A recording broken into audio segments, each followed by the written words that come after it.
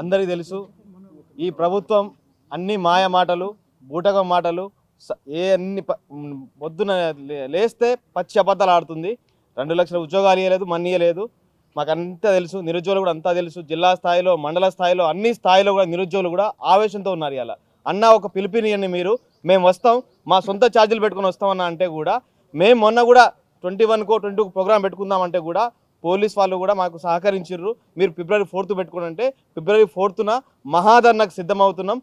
ఊళ్ళలో ఉన్న, గ్రామ స్థాయిలో ఉన్న అందరు నిరుద్యోగులు కదలి రావాలి. ఇది నా ఒక్క ప్రోగ్రాం కాదు, నా ఇంటి ప్రోగ్రాం కాదు. ఎందుకంటే 2 లక్షల ఉద్యోగాలని చెప్పి మాయ మాటలు చెప్పి ఇవాళ మంచిగా దేశాలు, దావోసులు అన్నీ తిరుగుతున్నారు. మనమేమో ఖాళీ కడుపులతో, ఖాళీ జేబులతో అశోనర్లో తిరుగుతున్నాం. మనకు ఉద్యోగాలు లేవు. 2 లక్షల ఉద్యోగాలు అని చెప్పారు. యాడిపోయిన 2 లక్షల ఉద్యోగాలు? ఇలా కూడా బొగ్గు కంపెనీ, ఆ కంపెనీ, ఈ కంపెనీ, మా తమ్ముడికి వాటర్ లేదు వాడు మాట్లాడతాడు, మా తమ్ముడికి సుషి కంపెనీ రాలేదు వాడు మాట్లాడతాడు. అందరూ కూడా ఈ తెలంగాణ రాష్ట్రంలో ఉన్న ఎమ్మెల్యేలు, ఎంపీ అందరూ దొంగలే. అందరూ వాళ్ళ కుటుంబాల కోసమే మాట్లాడుతున్నారు. మన కోసం మాట్లాడే నాదుడు ఎవ్వడు కూడా ఉండడు. కాబట్టి మన కోసము మనమే ఫైట్ చేసుకోవాలి.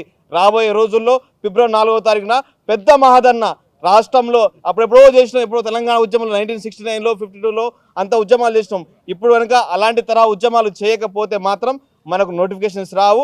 అదేవిధంగా ఇలా గ్రూప్ 1లో ఏం జరిగింది అందరికీ తెలుసు. ఇలా 29 తీసుకొచ్చి ఎస్సీ ఎస్టీ బిడ్డలు అన్యాయం చేశారు. ఇలా మళ్ళీ అంటున్నారు బీసీ పిల్లలు ఎక్కువ వచ్చారు, బీసీ పిల్లలు ఎక్కడొచ్చారు, బీసీ పిల్లలు ఎక్కడ కూడా బీసీ పిల్లలు రాలేదు. ఇలా ఓసీ అంటే ఓపెన్ కేటగిరీలో అంతా రెడ్డిలే అనుకుంటూ మాట్లాడుకుంటారు. కాబట్టి దీని మీద కూడా మనం చర్చ పెట్టాలి. కాబట్టి అందరూ కూడా ఫిబ్రవరి 4th తరలి రావాలని నిరుద్యోగుల తరఫున అందరూ కూడా, ఎవరైతే అనుకున్న నిరుద్యోగ నాయకులు అందరూ అనుకుంటున్నారో వాళ్ళందరి తరఫున కూడా మేము కోరుకునేది ఒకటే, ఫిబ్రవరి 4th అందరూ తరలి రావాలి. వాళ్ళకి అన్ని సదుపాయాలు కల్పిస్తాము.